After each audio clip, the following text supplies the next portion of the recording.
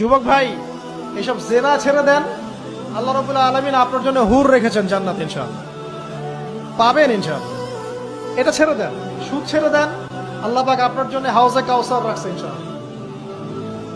ঠিক আছে, অন্যায় পাপ ছেড়ে দেন, আল্লাহ রাব্বুল আলামিন আপনার জন্য জান্নাত রেডি করে রাখছে ইনশাআল্লাহ। পরিবারের সবার পিছনে আপনি খরচ করবেন, তাদের হক দিবেন। কার জন্যে? পরিবার বর্গের কারো কাছে কিছু পাওয়ার আশায় না। এই ফিলোসফিটা বোঝেন। পরিবারের কারো কাছে থ্যাঙ্কস পাওয়ার আশায়ও না। আপনি আল্লাহর সন্তুষ্টির জন্য ওদের পিছনে খরচ করবেন, ওদেরকে ভালোবাসবেন, ওদের হক আদায় করবেন। কার জন্যে? আল্লাহর জন্য, এবং এর জন্য আপনি নেকি পাবেন ইনশাআল্লাহ।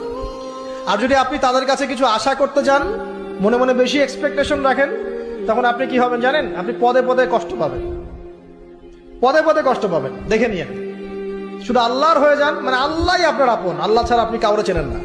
আল্লাহ পাক বলেছেন এগুলো করতে, আমি করি।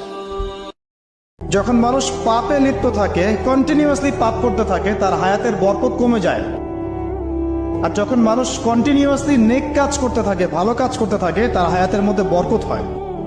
সময়ের আপনার আমার জীবন অত্যন্ত গুরুত্বপূর্ণ।